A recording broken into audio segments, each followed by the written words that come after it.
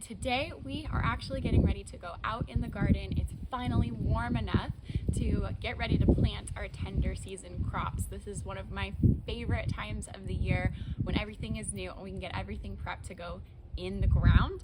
So I am so excited to take you along with me today as we do all the chores to get everything prepped and hopefully give you an idea about what you can do in your smaller space backyard. We are growing on about 1/3 of an acre in a typical suburban backyard in southern Idaho, zone 7B. We actually can get a ton of food out of this space, but honestly, it all starts with really good preparation. Well sown is half grown. So let's get out in the garden and get started. First up, I am mucking out the chicken coops. We really only do this once a year in the spring, and it works out perfectly. During the rest of the year, we just add extra bedding and kind of let it compost in place. So this was actually the first time that I'm mucking out this chicken coop, and I was finding that it was a little bit short to go directly into the wheelbarrow, so I'm scraping it just into a bucket, and then I'm going to use a rake to get what I can't get with my hands.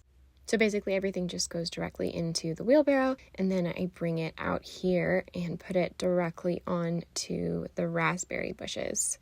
Normally, if you want to use your chicken bedding to fertilize your crops, that's great, but you need to put it in the compost first because the nitrogen is too hot for most plants. But raspberries are one of the plants that can just tolerate it if you put it directly on there, so that's what I like to do with the chicken bedding.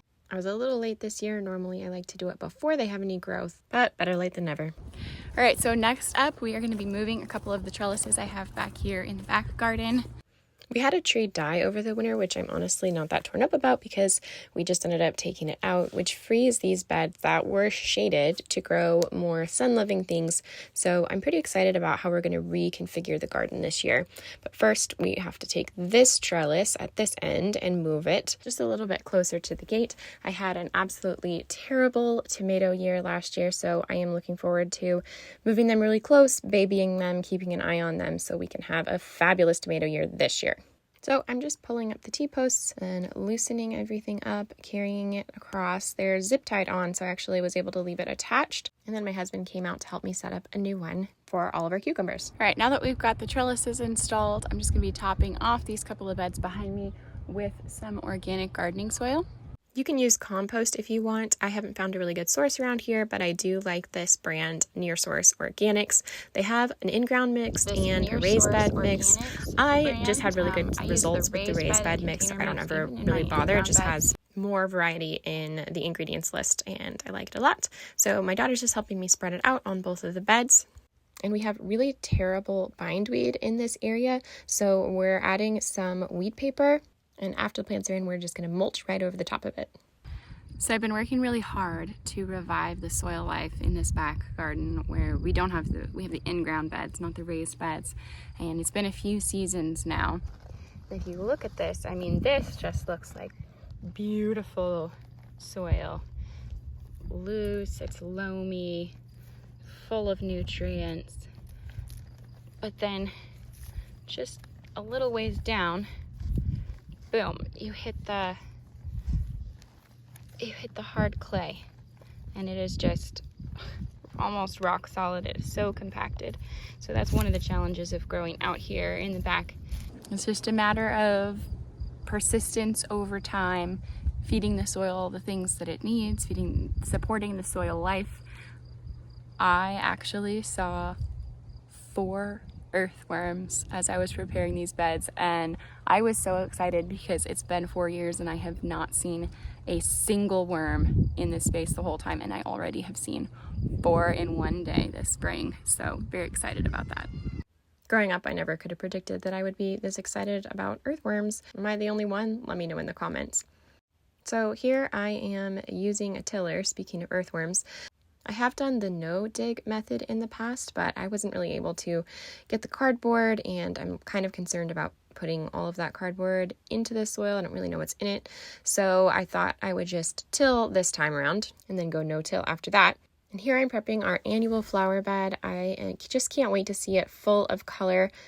But I'm thinking I want to throw in some early blooming perennials this year. for some spring color. Let me know if you have any suggestions. Here we are. Now it is finally time to seed the beds with our flowers for this season. So I already spread this big bag of calendula all around the borders. I like to do it around the borders so that it's easy to harvest. I want to pick the blooms so I can be using them for salves, and we dry them and put them in soups. It's actually called the pot marigold because they used to put it in the soup pot because of its healing properties. So that's a really fun one. And I'm going to be seeding more Roman chamomile this year. This is the perennial one. You can get the German chamomile, and that's self-seeding, so that's a pretty great option too, but I like to have it coming up as soon as possible in the spring. So we're going to do some Roman chamomile, and same thing around the edges so that it's easy to harvest for tea, medicinal purposes, things like that. Also going to be sowing zinnias. So I've got giant purple zinnias, Senora zinnias, cut and come again zinnias. These are just all kinds of colors, so pretty. And then I have this Queenie lime. I'm very excited about this one. I haven't planted this one before. And interspersed with that, new this year, I'll be doing bachelor's buttons. I love to have the blue in the garden. It's supposedly a favorite for the honeybees, so who doesn't want that? And I absolutely love the color of these cosmos. They're apricotta cosmos. They're so pretty, but I want to be really careful where I put them because once you seed cosmos, they will be there forever. If you're a very lazy flower gardener like I am, it's nice because you plant them and then they just go to seed, they go crazy, but they'll show up all kinds of random places, so they can become weedy. If you like a wildflower garden, definitely go with the cosmos. If you're all about neat, I might shy away from these flowers.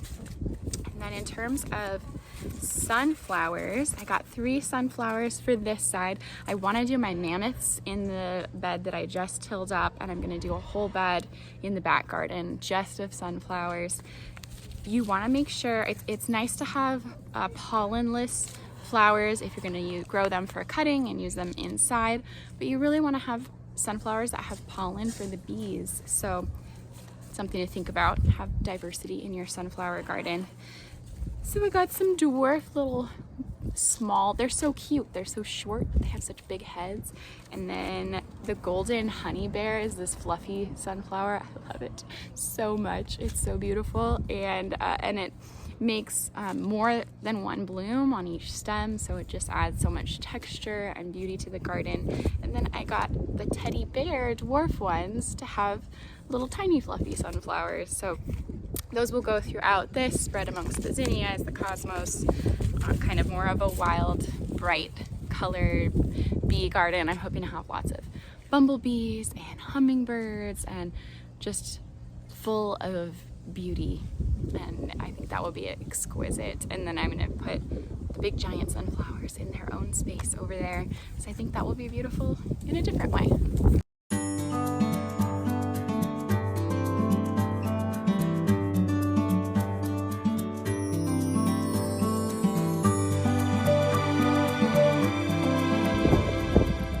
So that's it. All the seeds are planted.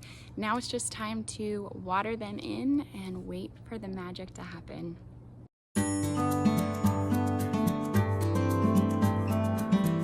You like doing that? Yeah. We're gonna have pretty flowers this year? Yeah. Next up is our backyard orchard. There are some things we need to get done today. This is our newest addition. This is a Red Haven peach tree. We actually picked it up on date night a couple of weeks ago, got it in the ground, and it just needs a couple of things. So first of all, we're going to be staking it up. It actually already has fruit on it, which is pretty exciting. The others were all planted from bare roots. We have 5 other trees, so this is our 6th tree, and we have been waiting for 4 years to get fruit off of our bare root trees, and I think this is going to be the year that we get fruit. As you can see here, there's a branch that's growing down into the other branches. We actually don't want that, so sadly, even though it is chock full of fruit, it's got to go. All right, so now that we've gotten that taken care of, it is time to stake it up. So we put these stakes in the ground really just because this is what we had laying around. For the other trees, when they were young, we used wood. That worked just fine too. I'm just gonna go ahead and take a bit of garden twine and tie it up to give it a little bit of added stability. And because all these trees are fruiting and have already bloomed, it's time to fertilize them. So you can see on this one too, the blooms have just finished and it's starting to fruit up. Same thing over here with the cherries. Just look at all of those cherries. So because these trees are now fruiting, we are going to be applying about 2.5 pounds of fertilizer now, and then another application in the midsummer. If they were still younger, it's a little bit less than that. It kind of just depends on the trunk size. So, but for these, we're going to apply from starting at the trunk, reaching out to the drip line.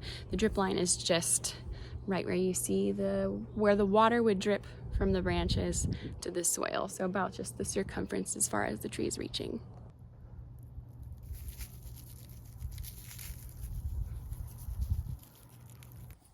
All right, then over here down at the bottom, we have suckers growing. These weren't growing when we pruned the trees in early spring, but they're growing up now. So it's time to cut all that extra growth off. It will really interfere with the actual activity that we want this tree to be doing, which is producing cherries. And even worse, it's below the graft. So fruit trees are grafted onto a rootstock that's of a different kind of tree.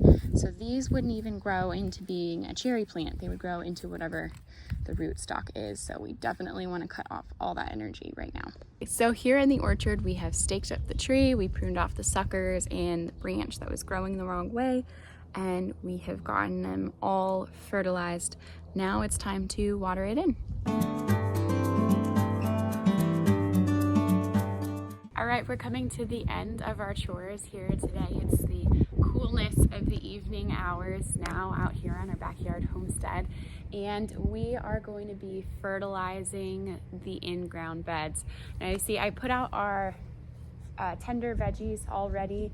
It's a little early compared to our average last frost. Our average last frost is May 10th, so I'm gambling a little bit, but we don't have any freezing or even anything in the 30s, anything less than 45 for the next 10 days in the forecast.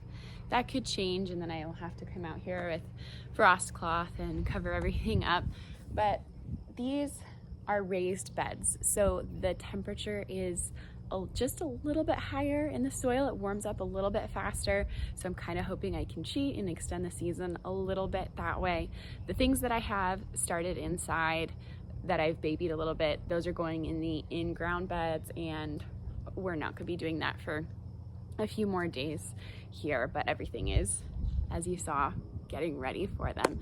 But these things are in the ground. They've been there for a few days, and so it's time to hit them with some fertilizer. I am using Neptune's liquid organic fish and seaweed fertilizer. It's a liquid. You put about 1/8 of a cup per gallon. I have a gallon sprayer, and so I'll just go around and spray everything so that it gets the nutrients, that little boost that it needs.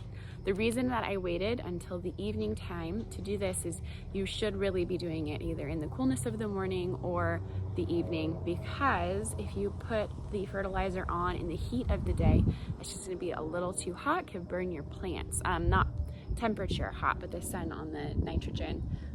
It's just not that great for the foliage, so keep that in mind when you time your fertilizer.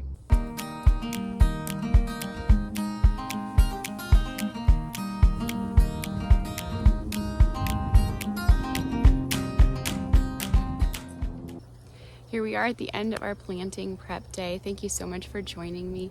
If you want to actually see the planting, be sure that you like and subscribe and join us for the rest of our journey.